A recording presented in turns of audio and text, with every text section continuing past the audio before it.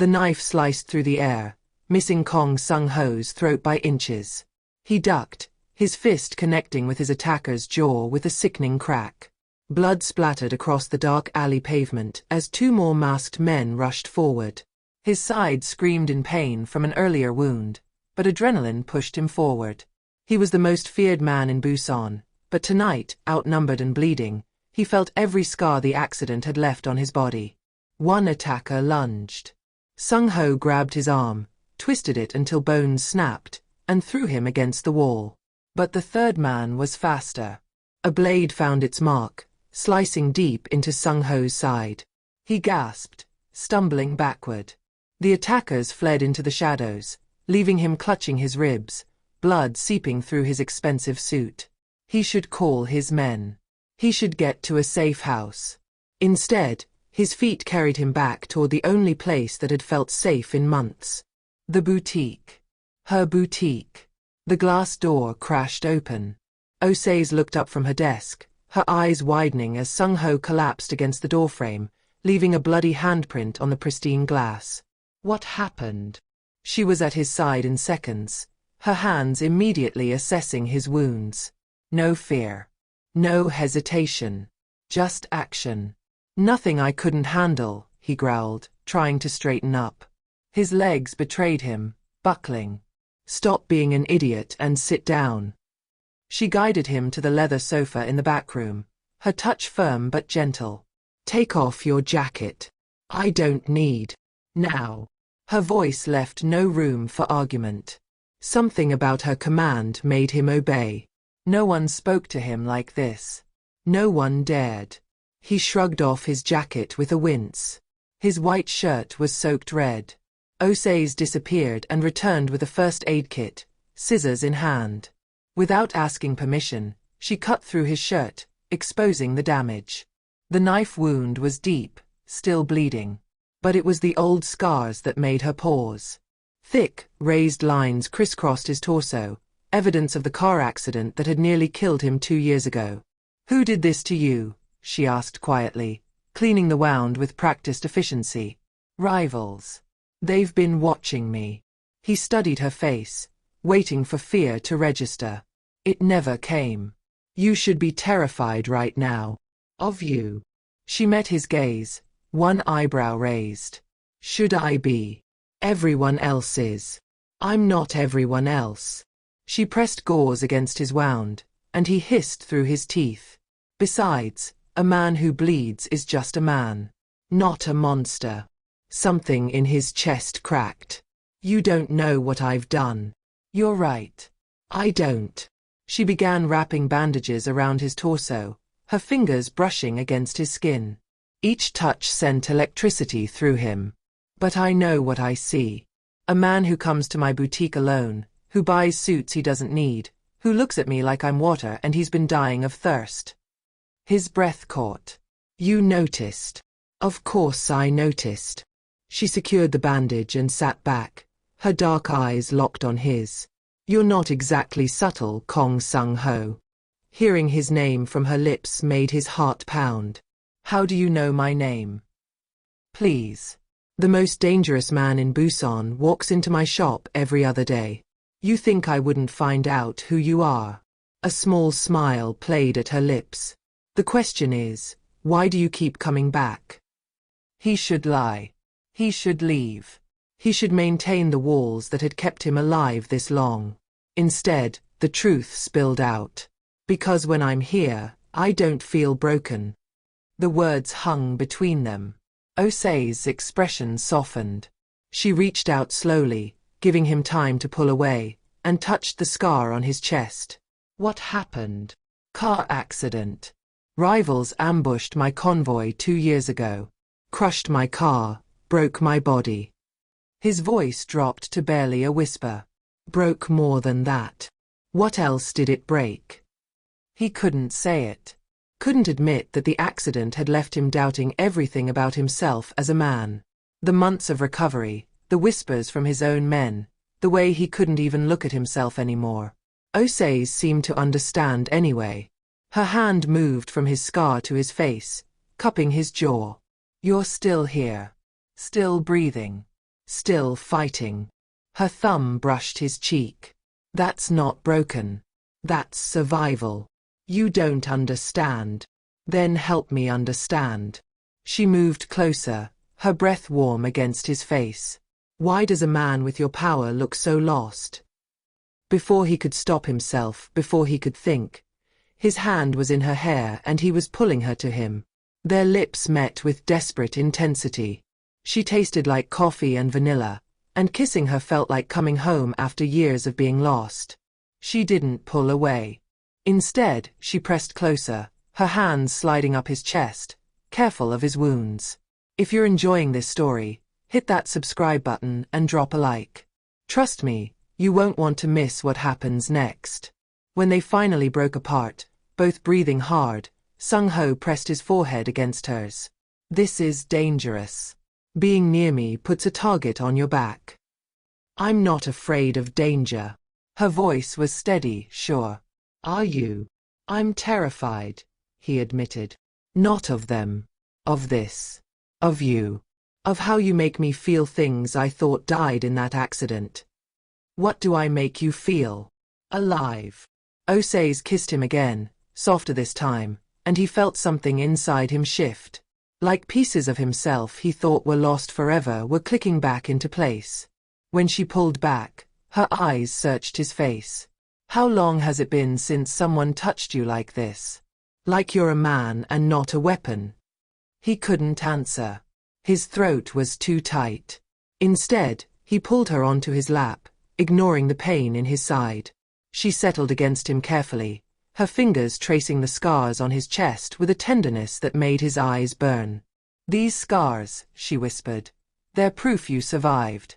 Proof you're stronger than whatever tried to destroy you. She kissed one of the scars, then another. Don't you see that?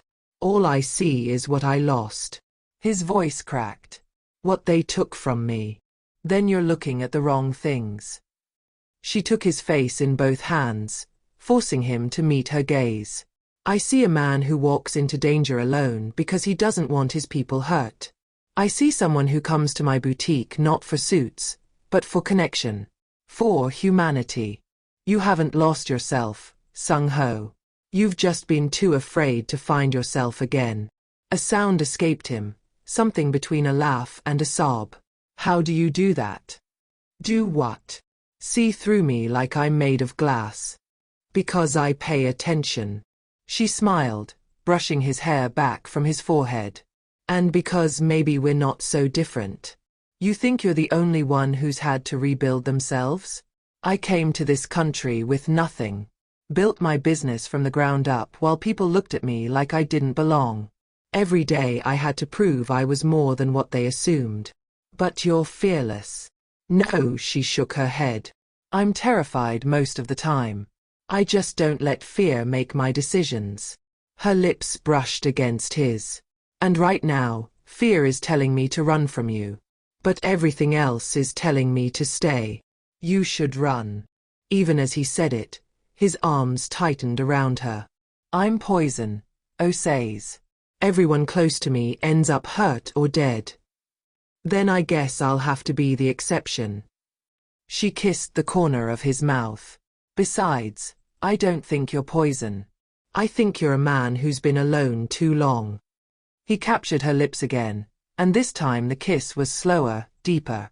His hands explored her curves while hers mapped the planes of his chest, avoiding his injuries with careful precision. She made a small sound in the back of her throat that drove him crazy. When they finally broke apart, they were both breathing hard. Come upstairs with me, she whispered against his lips. Let me take care of you properly. Osaze. Just for tonight. Let someone care for you. Let me care for you. He should refuse. Should put distance between them before his enemies made her pay for his weakness. But he was so tired of being strong, of being alone, of pretending the scars didn't run deeper than his skin. Okay, he breathed. Just for tonight. She stood and took his hand, leading him through the boutique to a hidden door at the back. Behind it, stairs led up to her apartment above the shop. The space was warm and intimate, decorated with vibrant African fabrics and modern Korean furniture. It felt like her, bold and beautiful and unapologetically unique. "Sit," she commanded, pointing to her couch. He obeyed, watching as she disappeared into her bedroom. She returned with clean clothes, a soft t-shirt and sweatpants. "These might be big on me, but they should fit you. Go shower. I'll make food." "You don't have to." "I know I don't have to. I want to." She pressed the clothes into his hands. "Go. Before you bleed through my bandages." In her bathroom, Seung-ho stood under the hot water and let himself break. Silent tears mixed with the spray as 2 years of pain, shame, and isolation crashed over him. He hadn't cried since the accident. Hadn't let himself feel anything beyond rage and determination. But here, in this woman's space, surrounded by her scent, he finally let the walls crumble. When he emerged, dressed in her clothes and feeling oddly vulnerable, he found her in the kitchen. The smell of kimchi jjigae filled the apartment. She looked up and smiled, and something in his chest expanded painfully. "Feel better?" "Yes." The word came out rough. He cleared his throat. "Thank you. Sit. Eat." She ladled stew into bowls and brought them to the small dining table. They ate in comfortable silence for a while before she spoke again. "Tell me about before the accident. Who were you then?" He considered lying, deflecting. But she'd been honest with him. She deserved the same. "Arrogant. Untouchable. I thought I was invincible." He stared into his bowl. "I was wrong. None of us are invincible. That's what makes us human. I can't afford to be human. Not in my world." "Then maybe you're in the wrong world." She reached across the table and took his hand. "Or maybe you just need to find people who let you be both. Powerful and human. Strong and vulnerable." His thumb stroked across her knuckles. "Is that what you're offering? A place to be both?" "I'm offering whatever you need." Her eyes were steady, honest. No expectations. No demands. Just honesty. "I don't know how to do this," he admitted. "How to be close to someone without destroying them."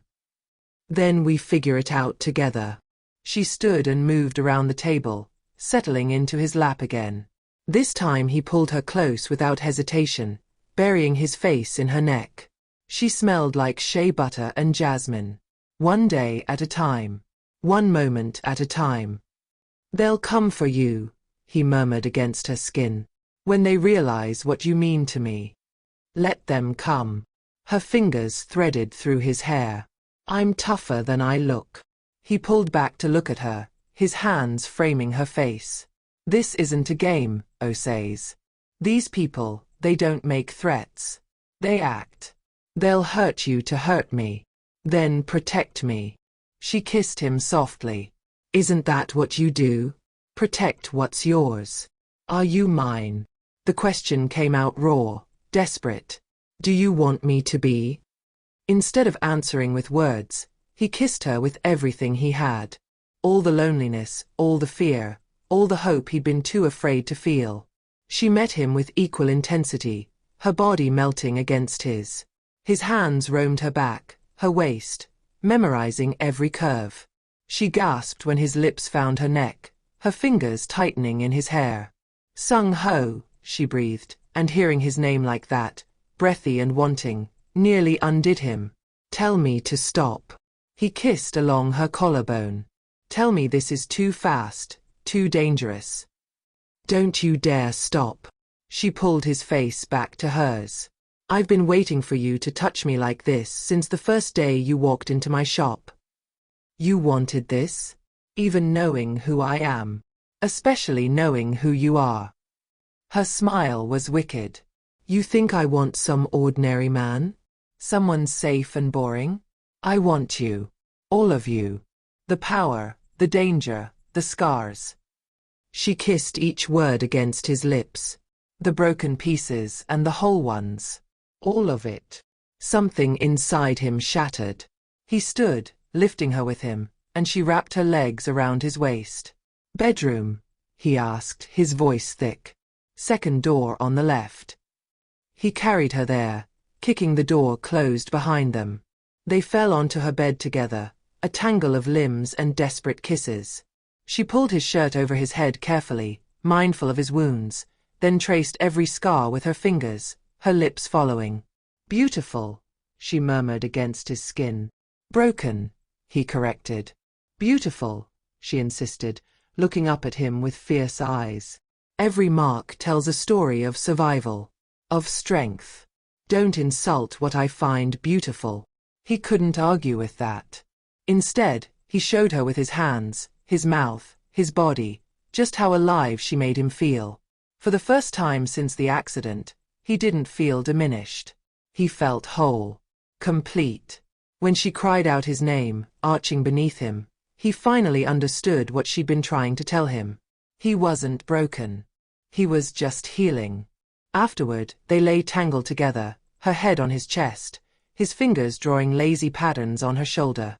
The room was dark except for the city lights filtering through the curtains. He felt peaceful in a way he'd forgotten was possible. "What are you thinking?" she asked softly. "That I don't deserve this. This moment." She propped herself up on his chest, looking down at him with serious eyes. "Stop deciding what you deserve. Just accept what's being offered. It's not that simple." "It is exactly that simple. You're the one making it complicated." She kissed his chest, right over his heart. "I see you, Kang Seung-ho. Not the reputation. Not the fear. The man who visits my boutique because it's the only place he feels safe. The man who fights alone to protect his people. The man who thinks his scars make him less when they actually make him more." His arms tightened around her. "How are you real? Same way you are. One breath at a time." She smiled against his skin. "Now sleep. You're exhausted and injured and you need rest. I should leave. Go back to my territory. Handle the people who attacked me. Or," she countered, "you could stay here, let your body heal, and handle them when you're not bleeding through bandages. You're very bossy for someone who's not in charge of a criminal empire." "I'm in charge of this bed, and in this bed, I'm the boss." She kissed him again. "So shut up and sleep." Despite himself, he laughed. Actual laughter, something he hadn't done in years. She grinned, clearly pleased with herself, and settled back against his chest. Within minutes, her breathing evened out. But Seung-ho stayed awake, staring at the ceiling, his mind racing. He'd made a terrible mistake. Not in coming here, not in being with her, but in thinking he could keep her separate from his world. Already his enemies had noticed his pattern. They knew about the boutique, about his visits. It was only a matter of time before they connected the dots, before they realized she wasn't just a shopkeeper he patronized, but something infinitely more valuable. Something worth taking. His phone buzzed on the nightstand. Carefully, so as not to wake Osaze, he reached for it. A message from his second-in-command, Min-jun. "Boss, we have a problem. Incheon crew has photos of you at the boutique. Multiple visits. They're planning something." Seung-ho's jaw clenched. It was happening faster than he'd anticipated. He typed back quickly. "Increase security on the Gangnam district. Rotate guards every 4 hours. No one suspicious gets within 3 blocks of the boutique." "Understood. But boss, maybe you should bring her to the safe house." Seung-ho looked down at Osaze, sleeping peacefully against him. The thought of locking her away, of caging this vibrant, fearless woman in one of his fortified prisons, made him sick. But the alternative was leaving her exposed. "I'll handle it," he typed back. He set the phone down and pressed a kiss to the top of Osaze's head. She stirred, murmuring something in her sleep, and he held her closer. Whatever was coming, whoever thought they could use her to get to him, they would learn a painful lesson. He would burn the entire city down before he let anyone hurt her. But even as he made that vow, doubt crept in. What if his protection wasn't enough? What if loving him was the thing that got her killed? The accident had taught him that he wasn't invincible. What made him think he could keep her safe when he couldn't even keep himself whole? Morning light crept through the curtains, and Seung-ho woke to find Osaze watching him, her chin propped on his chest. "How long have you been awake?" he asked, his voice rough with sleep. "Long enough to watch you frown in your sleep." She traced the line between his eyebrows. "What were you dreaming about?" "Losing you." The honesty came too easily with her. "Watching them take you because of me. I'm right here." She kissed him softly. "And I'm not going anywhere. You don't understand what's coming. My enemies, they know about you now. They have photos of me coming here. They'll use you to destroy me. Then we don't give them the chance." She sat up, the sheet falling away, completely unself-conscious in her nakedness. "What do you need to do to keep me safe?" "Close the boutique. Come to my safe house. Stay there until I eliminate the threat." "Absolutely not." Her voice was firm. "I won't hide. I won't let them think they can control my life through fear." "Osaze, this isn't negotiable." "You're right, it's not." She climbed out of bed and pulled on a robe. "I'm not some delicate flower that needs to be locked away. I'm a woman who built a business in a foreign country despite every obstacle. I don't hide." He followed her, wincing as his wounds protested. "Your bravery is going to get you killed. And your need to control everything is going to push me away." She spun to face him. "I understand you're scared. I am too. But the answer isn't to cage me. It's to work together." "How? How do we work together when my world is violence and death?" "By trusting each other." She moved closer, placing her hands on his chest. "You handle your enemies. I'll be smart, careful, aware. But I won't disappear. I won't let them take my life from me without a fight." He wanted to argue, to force her to see reason. But looking into her determined eyes, he realized she was right. Hiding her away wouldn't just be protecting her. It would be breaking the very thing that made her who she was. Her strength. Her independence. Her fire. "Okay," he said finally. "But you take precautions. Security detail. Cameras. Panic buttons. Everything." "I can live with that." She kissed him. "See. Compromise. We're getting better at this already." His phone rang, shattering the moment. Minjun's name flashed on the screen. Seung-ho answered, already knowing it was bad news. "They moved last night," Minjun said without preamble. "Hit one of our warehouses on the south side. 3 men dead. They left a message." "What message?"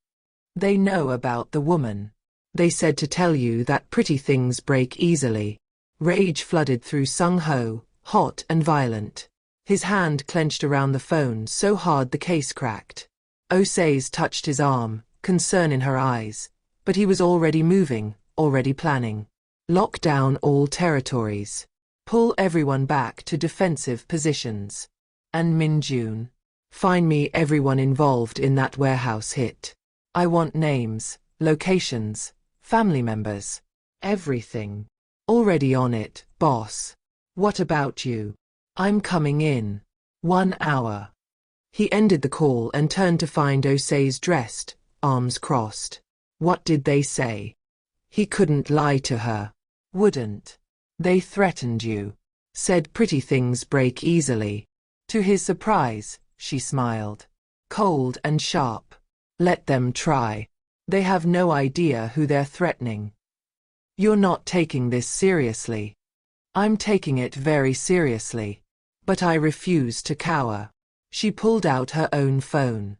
"I have connections too, you know. My clients include some very powerful people. Diplomats. Politicians. Business leaders. If your enemies want a war, they'll find they've bitten off more than they can chew." Pride surged through him. This woman, this incredible woman, faced down threats with the same fierce confidence she faced everything else. "You're extraordinary." "I know." She winked, then sobered. But Seung-ho, promise me something. When you go after them, and I know you will, don't lose yourself. Don't become the monster they think you are. Be better. They threatened you. They don't deserve mercy. I'm not asking for mercy. I'm asking for justice, not vengeance. There's a difference. She cupped his face. The man I spent last night with, the man who let himself be vulnerable and real, that's who I want you to stay. Not the killer they've made you into. He pulled her close, breathing in her scent, trying to memorize this moment. What if I can't be both? What if being the man you deserve means letting go of the power that keeps us safe? You can be both. You already are both. She pulled back to look at him. Last night you were gentle, loving, real. This morning you're ready to protect what's yours. That's not contradiction. That's completeness. How did I find you? He whispered. You walked into my boutique looking like death and determination. And I decided you needed someone to see past the armor. She kissed him one more time, deep and claiming. Now go. Handle your business. But come back to me. Whole. Alive. Still you. I will. He kissed her forehead, her cheeks, her lips. I promise. Good. Because I'm not done healing you yet. She smiled. We've got a lifetime of nights ahead of us. He left her apartment with those words echoing in his mind. A lifetime. He'd stopped believing in lifetimes after the accident, stopped thinking past the next threat, the next fight. But Osaze made him want to believe again. Made him want to think about futures and forevers. Which meant eliminating anyone who threatened that future. His car was waiting outside, Min-jun in the driver's seat. The moment Seung-ho got in, his second-in-command handed him a tablet. Surveillance footage from last night. The warehouse hit. And boss, you need to see who's behind it.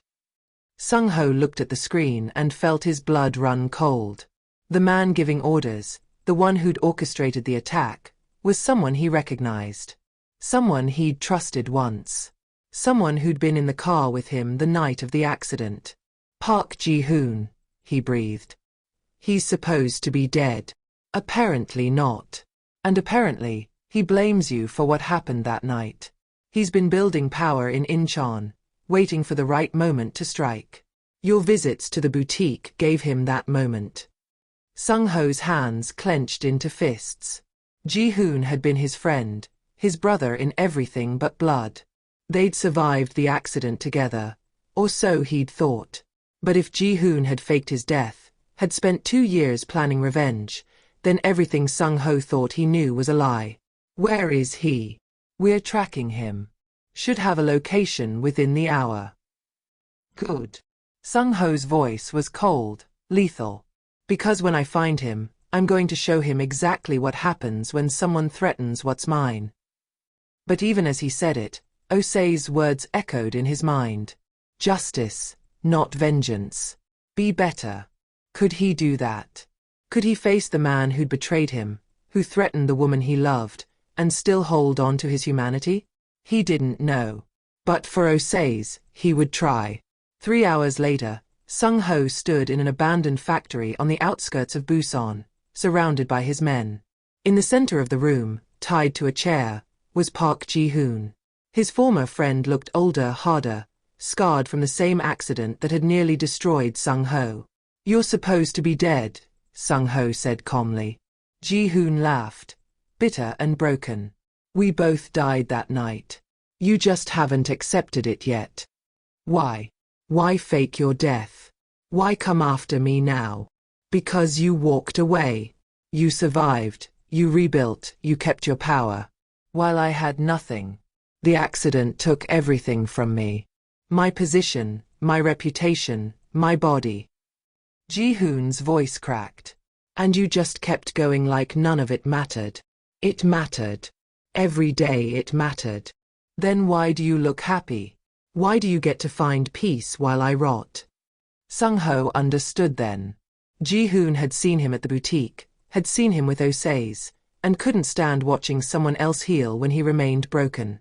"You're right," Seung-ho said quietly. "I was broken. For 2 years I believed I was less than nothing. But then I found someone who showed me that survival isn't weakness. That scars are proof of strength. You could have that too, Ji-hoon. You could choose to heal instead of destroy." "It's too late for me." "It's never too late. I'm proof of that." Seung-ho crouched down to eye level. "But if you ever threaten her again, if you so much as think about her, there will be no mercy. No second chances. I'll end you myself. Do you understand?" Ji-hoon stared at him for a long moment, then slowly nodded.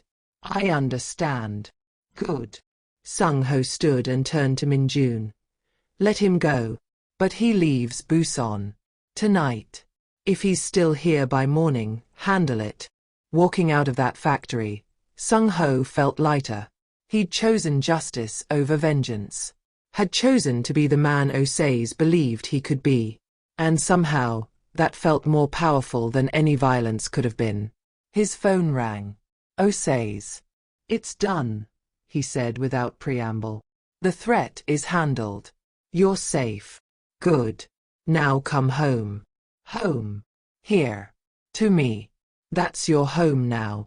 He could hear the smile in her voice. "If you want it to be." "I want it to be," he said, his voice thick with emotion. "I'm on my way." 20 minutes later, he walked back into Osaze's fashion house.